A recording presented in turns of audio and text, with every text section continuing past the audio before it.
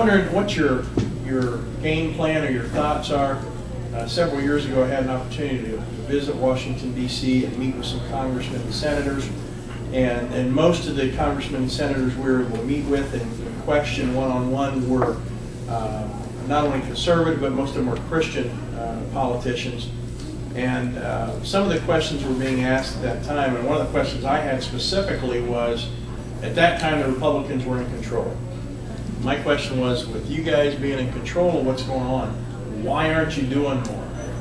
And one of the answers I was given by Senator Brownback from Kansas was, he was explaining and educating the fact that the way the system is set up, that there's certain times that people are in charge of different committees. So if there's an issue that comes up, it has to run through that committee.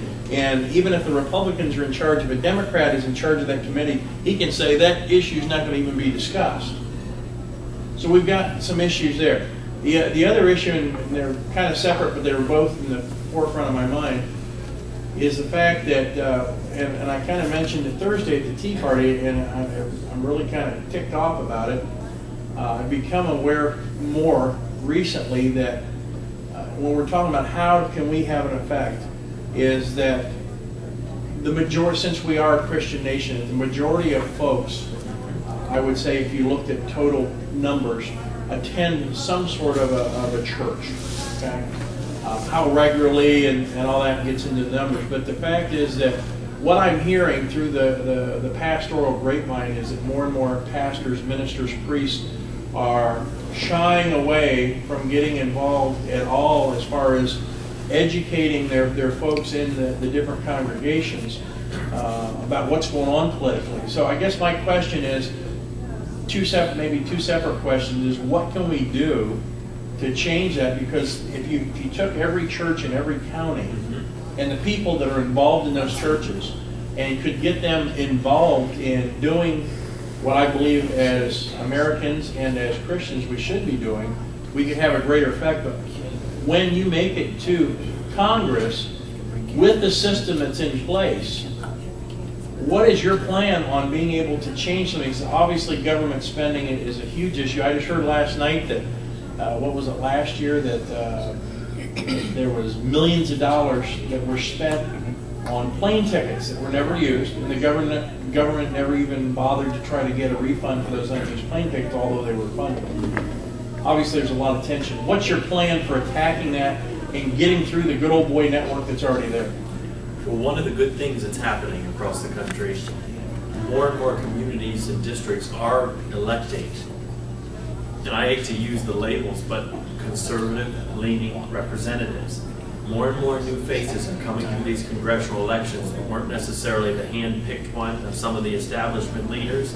And as a result, there's a growing number of men and women who are joining and this happens to be a Republican portion of the legislature, the U.S. Congress.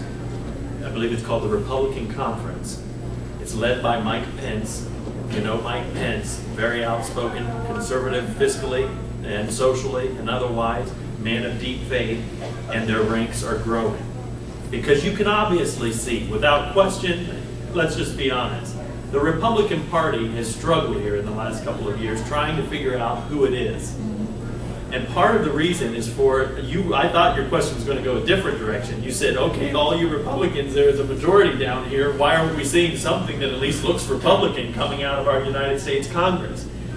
Again, I guess this is on camera, so there may be some people that watch this that won't be tickled with this, but let's just have an honest conversation about this.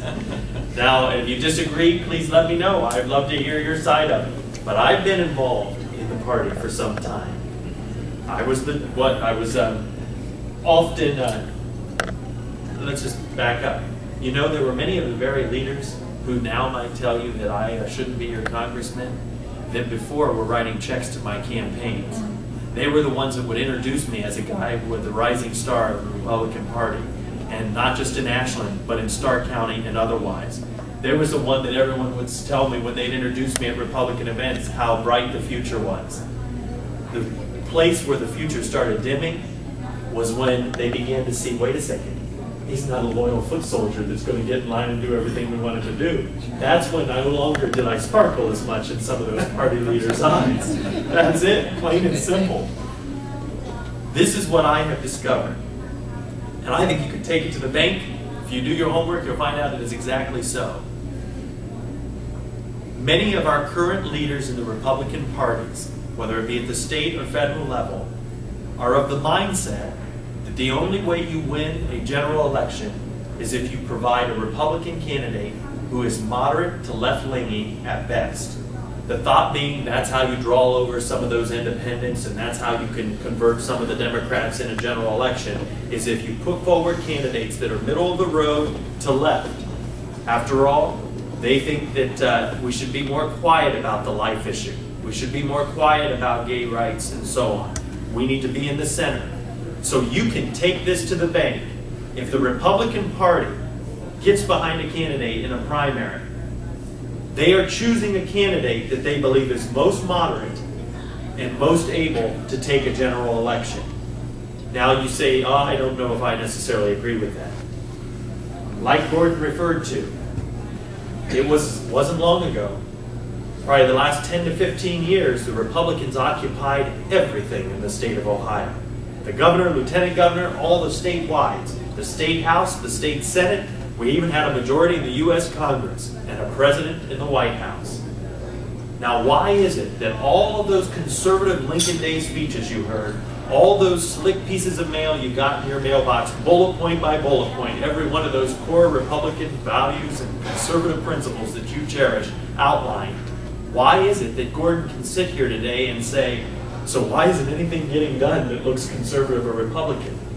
Why is it that we're spending more than ever before? We're adding a new benefit to Medicaid. We're doing all of these things. It's because it was one thing to say to speak a conservative principle at election time. It was another thing to achieve the position. Now we've got to hold on to the seat, and the way we do that is by moving to the center.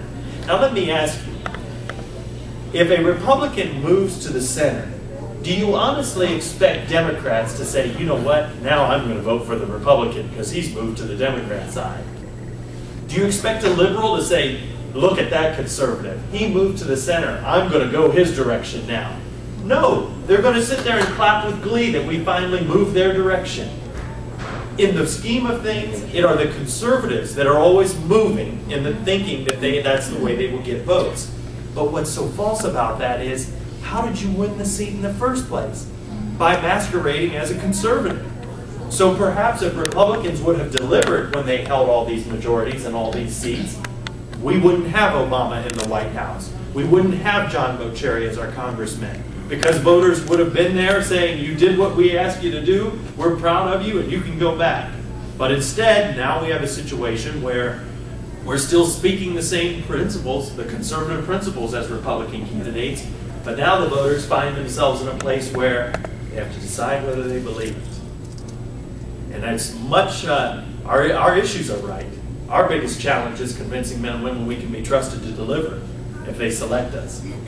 And so that was a long answer to your question, but the reality is the growing number of men and women in this Republican conference, I think there's like 137, that's their whole, they're trying to move the party's leaders back to where we're supposed to be. And now they're getting such numbers that they're able to have more of an influence when it comes time for some of these issues.